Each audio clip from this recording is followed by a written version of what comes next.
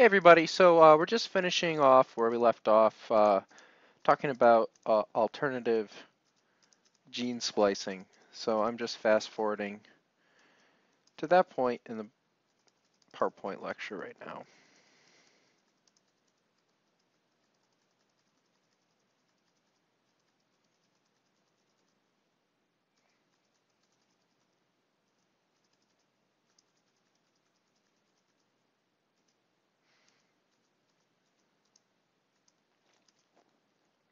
All right, so here we go again.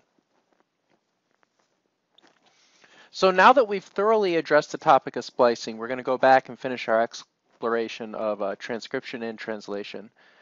So let's go back and add in our gene here. All right. And if you recall, what happened was we have the opening up of the gene so that the coding strand and the template strand detach from one another. What's labeled as the transcribed strand is actually the template strand, and the non-transcribed strand correlates with the coding strand. And then we got transcription along the template strand to create a messenger RNA that is analogous or is representative of the code which is in the non-transcribed strand, aka the coding strand.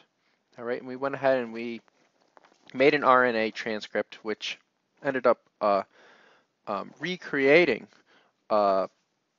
several differ' areas within the gene that are highlighted with different colors.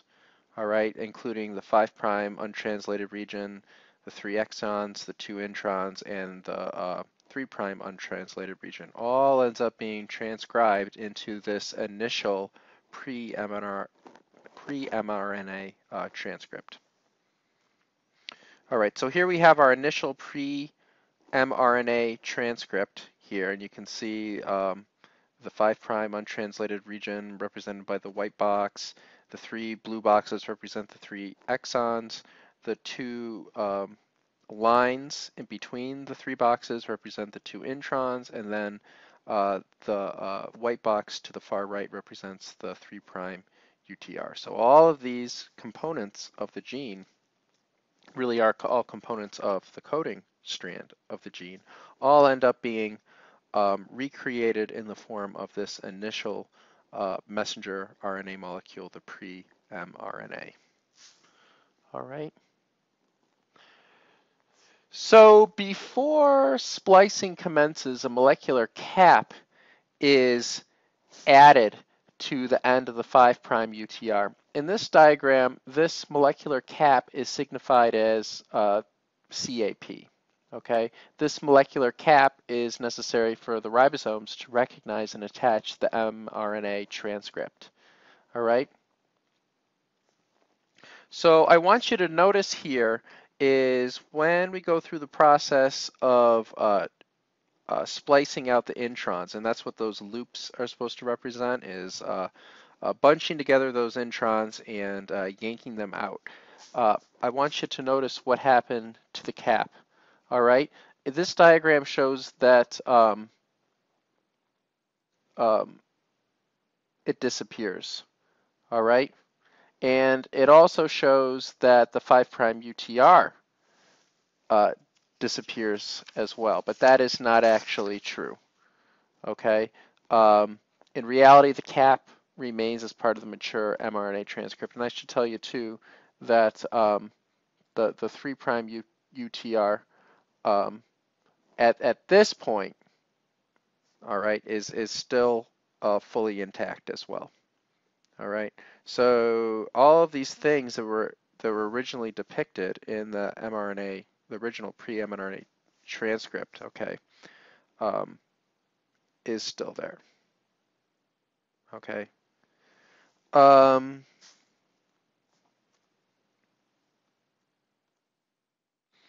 So in addition, after this cap is added, okay, within the 3' UTR, there's a specific point that is recognized by an enzyme, and the 3' UTR is cleaved at this point. So a piece of the 3' UTR is cut off, and a PolyA tail is then enzymatically fused to the remaining end of the 3' UTR. Okay, so here we have the PolyA addition, the PolyA tail, if you will, is enzymatically fused to the remaining end of the 3' UTR. This PolyA tail is approximately 250 adenosine nucleotides in a row. That's all it is. This process is critical, however, in shortening and stabilizing the mRNA transcript. All right. So why is the PolyA tail relevant? Well, if there's a mutation in the cleavage site of the 3' UTR, upon which the 3' or which upon the PolyA tail is added, the PolyA tail cannot be attached. Such a mutation would result in a significantly less stable mRNA molecule, and gene expression would be ultimately impeded. As a result, mutations at these cleavage sites within the 3' UTR can result in genetic disease. All right. So here we are going back again. After the addition of the cap molecule to the 5' UTR, the cleavage and addition of the PolyA tail to the 3' UTR, and the splicing out of the messenger RNA transcripts, the mature messenger RNA transcript is fully formed. Okay, so right here we have a fully formed mature messenger RNA transcript. All right, so here at the top where you see number 1 transcription, this correlates with the pre-mRNA molecule. But down here at the bottom now, as a result of putting on our cap to the 5' UTR, as a result of chopping off part of the 3' UTR and adding the PolyA tail, and also excising out the 2 introns, we now have created a mature mRNA transcript or molecule, if you will. Okay? Now this is very important. Remember we said that this big blue smiley face represents the nuclear membrane? Okay, so all of this stuff here that we talked about, all of these different stages of transcription and then splicing is occurring within the nucleus. Okay? Now this mature mRNA transcript migrates out of the nucleus through nuclear pores and into the cytoplasm. All right, so that's what I'm showing now.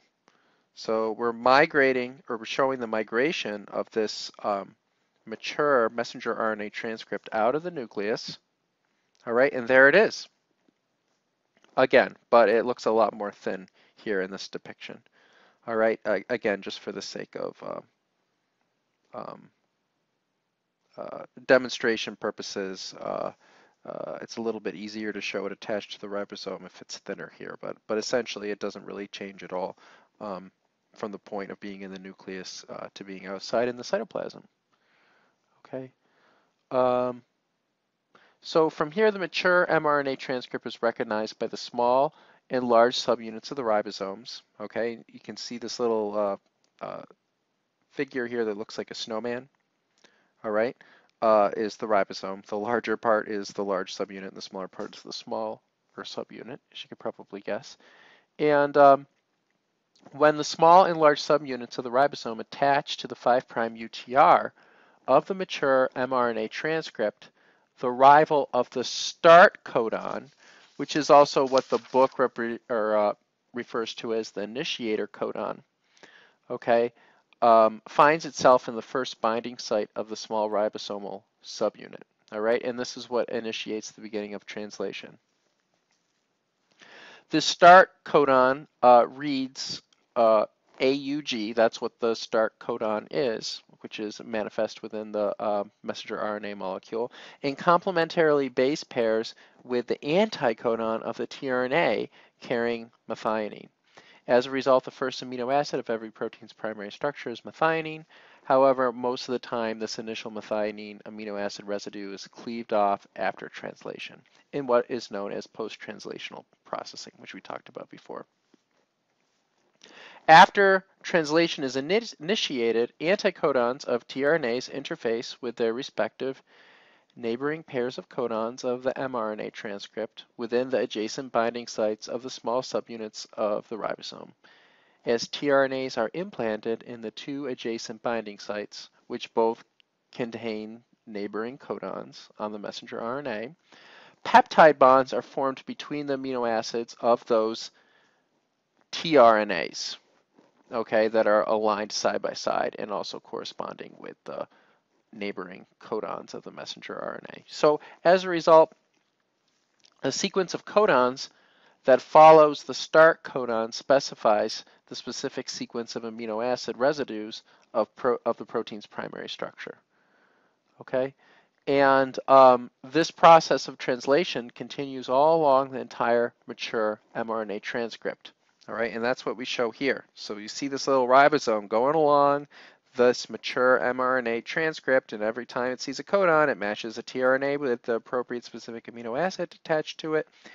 And then it does the same thing with the next codon over and then makes a peptide bond between those two amino acids of those tRNAs, and as a result, you have two joined together amino acids that correspond with two codons in a row, and it just keeps on going along the messenger RNA doing that, okay, just kind of mindlessly corresponding a codon with amino acid, a codon with amino acid, a codon with amino acid, comes to another codon, adds and attaches that appropriate amino acid to the growing strand of amino acids. So now look at our little snowman-shaped ribosome. And you'll notice that as it goes along, quote unquote, reading the codons of the mature messenger RNA, you're going to see this little squiggly line appear out of it. That squiggly line represents the growing chain of amino acids, okay, of which the identity of those amino acids corresponds with the sequence of codons in the mature messenger RNA. So here we go. See that? All right. And then finally here, we get to the end, and there I have it labeled specifically as the book has it labeled, growing polypeptide chain. In other words, growing primary structure of the protein. Okay.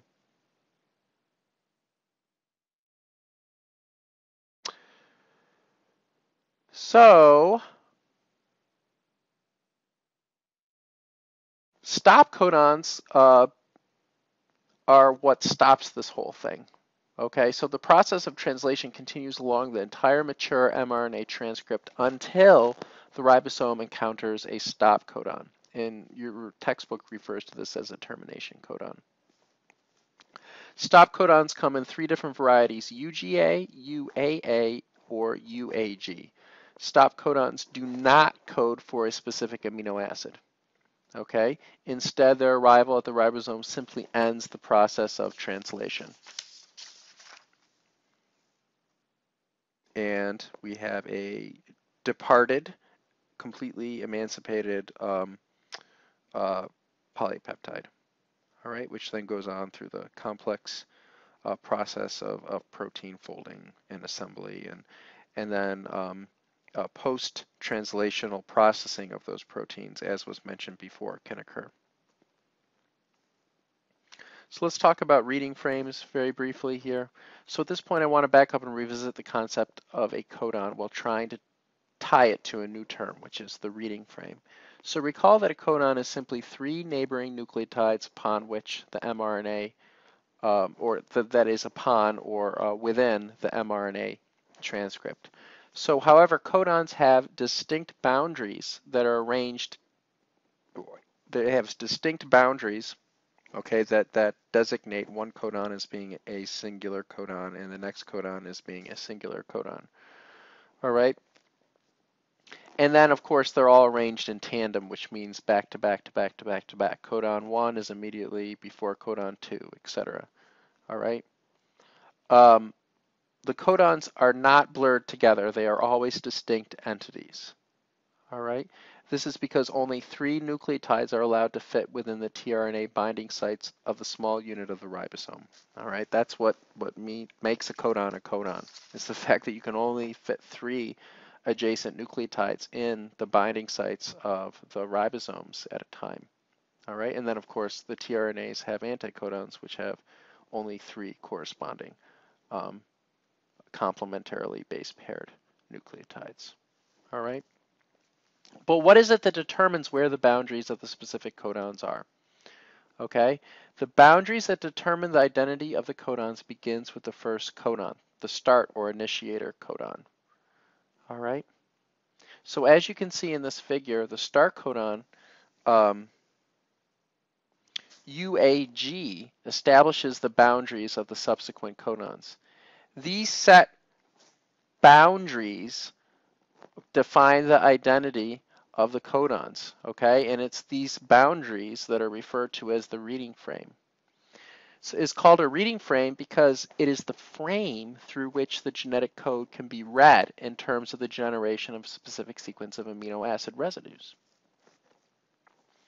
So why is this concept important? All right, it's important because of mutations that involve the deletion of a single base pair or the deletion of one nucleotide on a coding strand can shift the entire reading frame. This changes the identity of the codons beyond the deletion. A change in the identity of the codons may change the identity of the amino acids that they code for. As a result, such frameshift mutations can result in devastating protein abnormalities and dysfunction. So I want to first show you here a normal reading frame, okay, after the codon. You can see that GUG corresponds with valine. You can see, by the way, down here at the bottom where you see the beta globin designation and then dot, dot, dot.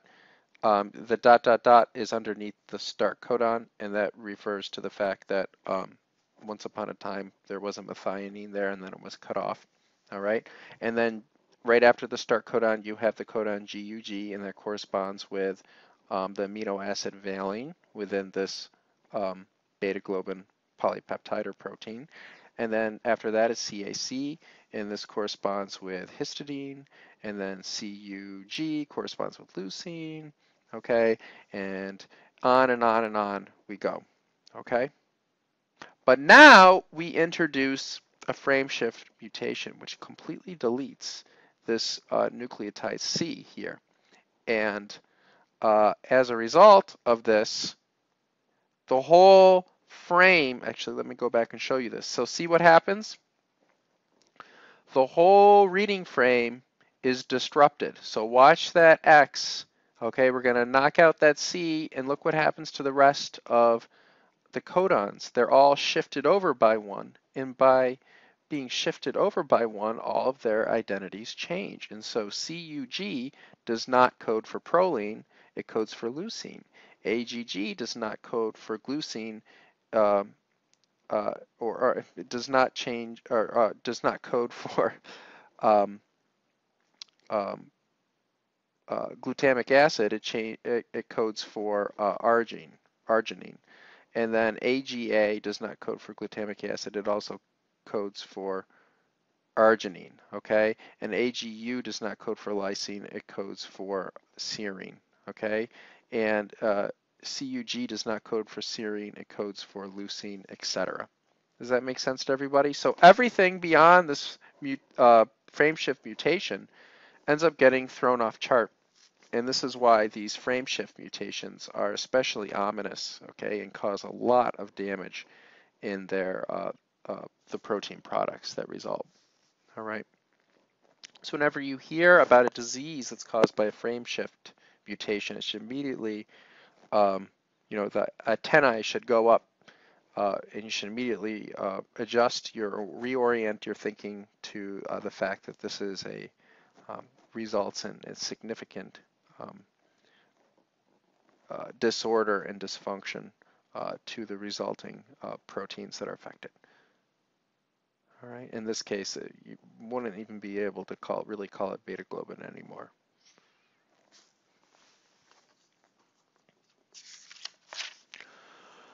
All right. So before we go, we have to discuss one more important aspect of the genetic code that was alluded to on the last slide. So it turns out that there are several different codons that can code for the same amino acid residue. And remember, I showed you that here, where we showed that both AGG and AGA can code for, okay, glutamic acid. So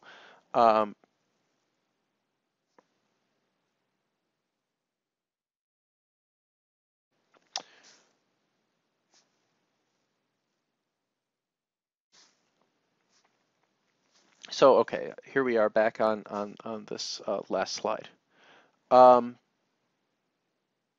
So it turns out that there are several different codons that can code for the same amino acid residue. The only exceptions to this are the solitary codons that code for tryptophan and methionine. Okay, remember methionine corresponds to the start codon.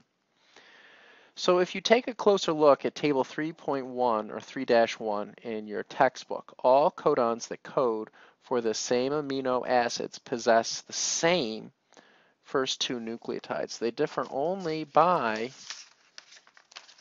their third nucleotide. Okay, so the big picture is that the multiple codons that code for the same amino acid are not very different from one another.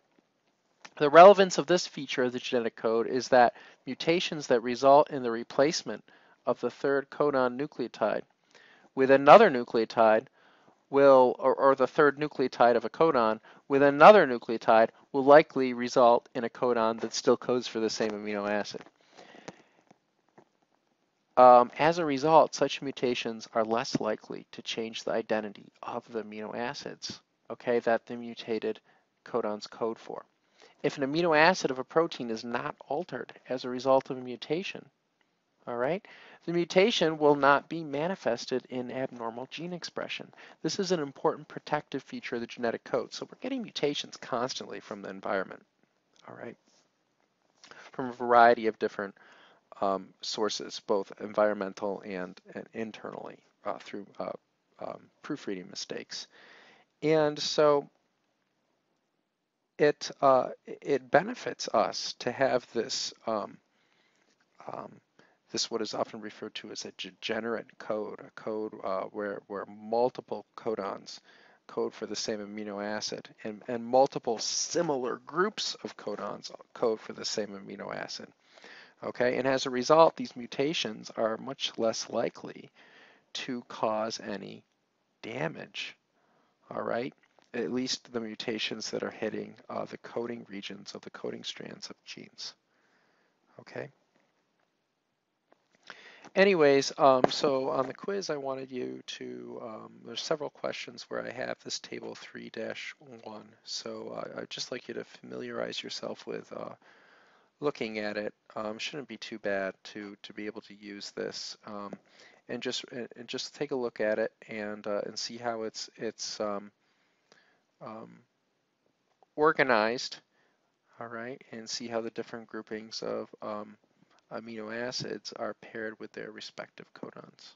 Okay, and how multiple groups of codons code for the same amino acid. All right, so that concludes rather gene expression, and I guess we'll just leave it off here.